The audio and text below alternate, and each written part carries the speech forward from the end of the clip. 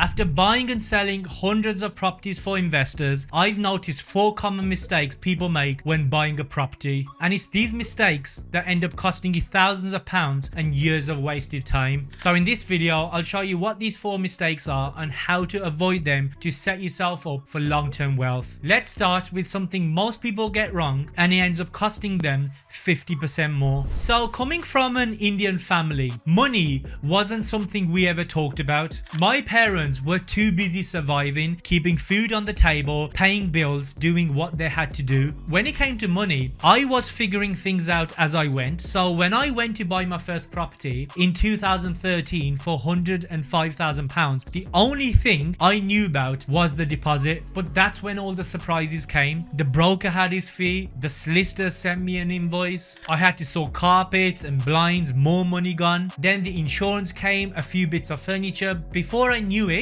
the money I thought would cover everything wasn't even close. And that's when it hit me. I didn't budget properly. By the time everything was done, I was thousands over what I'd planned. So let me show you how to budget properly so you don't get caught off guard like I did. So let's say you're looking at a £170,000 property, and most people know that you need a 25% deposit when you buy an investment property, which works out to £42,500. But you have to add stamp duty. Stamp duty is basically a tax you pay when you buy a house. And for a £170,000 property, it's £9,400.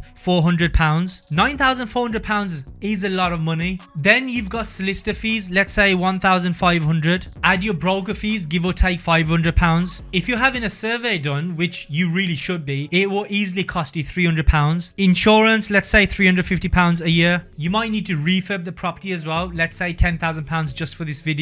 Once you add everything up, you're closer to £65,000. So when you add it all up, you're not just a little over budget, you're over by more than 50%, which is no joke. It's a bit like booking a holiday. You've paid for your flights and hotel and you think you're done. Then come the baggage fees, airport transfers, city tax, travel insurance, spending money, and suddenly you're out of cash. That's exactly what will happen when you buy a house without knowing your real budget. So before you even look at properties, figure out what you can actually afford, not what you can borrow. But once you've nailed your budget, there's another mistake waiting to happen, and it's exactly why most people never move forward. So have you ever noticed when you go to a restaurant and ask the waiter what to order, they'll usually point you to their favorite dish, and it just so happens to be one of the most expensive ones on the menu. And they're not trying to rip you off, they're just doing their job because that's what they've been told to do. They're there to sell, to keep the restaurant running. But here's the thing, that's exactly what happens when most beginners start buying property. You walk in thinking everyone's there to help you, the estate agents, the mortgage broker, even the surveyor. And because you don't know any better yet, you trust whatever they say. But here's the truth, all of these people, they're not advisors, they're salespeople.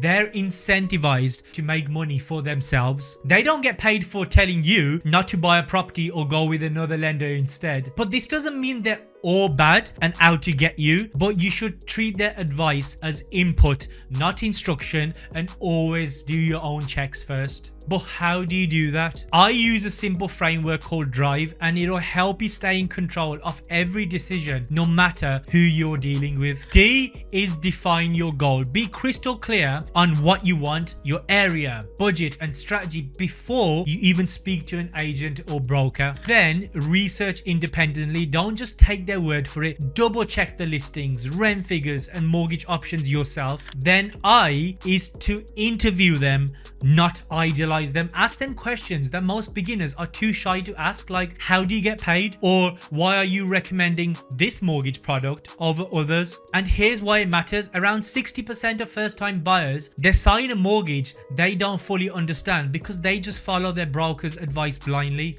Then is to verify everything. Always double check the numbers, the valuations, refurb quotes, expected rents before committing. And then execute. Once you've done your homework, then take action, because now you're in control. Now the next mistake catches almost everyone, but if you get this right, you make clearer decisions, you're going to spend less money and actually buy properties that make you money. So what I've noticed is that with a lot of new investors, they'll come to us for help building their portfolios hands-free. They'll see some of our finished projects, big island kitchen, stylish bathroom with a tub, sometimes even a jacuzzi, and straight away they want the same thing. The problem is they think those things are what makes them money, but it's not. Most of our deals aren't like that. We focus on what makes money, not what just looks good. Because the truth is, those flashy features don't usually change your rent or valuation unless it's the right property and right strategy. Most of the time, they just eat into your profit. Let me show you two of my properties, both similar in size, bedrooms and area, but with very different finishes. The first one's furnished. It's got nice tiling in the bathrooms and some stylish feature walls. That property gives me an 18% return on investment, meaning I make 18% profit on the money I've put in. Now compare it to this property, plain kitchen, simple bathroom, no colors, nothing fancy. Most people would call it boring and assume it makes less money, but this one actually gives me a 24% return on investment because I spent enough to make it rentable and profitable without wasting money on things that don't add value. It's a bit like joining a fancy gym for the smoothie bar, the sauna or spa room, when really you'd get the same results at a normal gym, so you end up paying extra for things you don't even really use or need.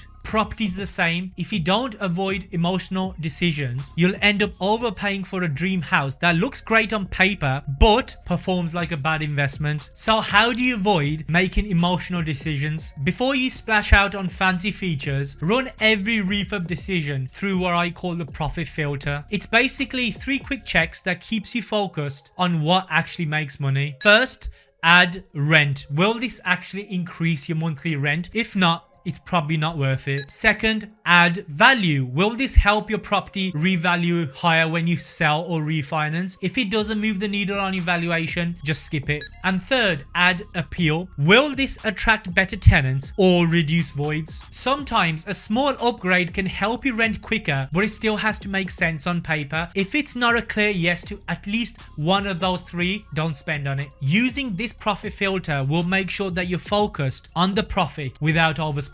Next, I'm going to show you how to stop letting pressure push you into the wrong deal and make decisions that actually pay off. So a few years back, I went to this car auction with a friend of mine. He had a strict budget, £5,000 max. But the minute the car he wanted rolled in, you could see in his eyes, he was sold before the bidding even started. The auction kicked off, 5,000, 5,200, 5,500, £6,000. Each time someone else raised their hand, he followed. He didn't stick to his budget. He walked away and ended up with a car that cost him way more than it was worth. That's exactly what happens to so many people when they're buying a property. They get carried away and before they know it, they've gone over budget just to win. But smart investors know when to walk away. They understand by doing that, by walking away, they're making sure they're only buying deals that makes them money. But walking away is easier said than done, right? So let me give you a simple 3-step framework that will help you save money and get you better deals. Number 1, run the numbers first. If the deal doesn't meet your target yield or return on investment, just walk away. Number 2, check what similar properties are selling and renting for. If you're paying way above that, it's not a good deal, just walk away. And the third step is more of a mindset thing. Whenever I lose a deal, I always have to remind myself that it was never going to make the money I wanted anyway, so I've probably done myself a favor by walking away. And here's the advantage of following this framework. When you stay calm and show that you're willing to walk away, you have more leverage. The seller starts feeling the pressure, and that's when you get the call a week later, the deal's still available, because your best deals are the ones you don't force. So now that you know what mistakes to avoid, there's still one thing that can mess up your investment.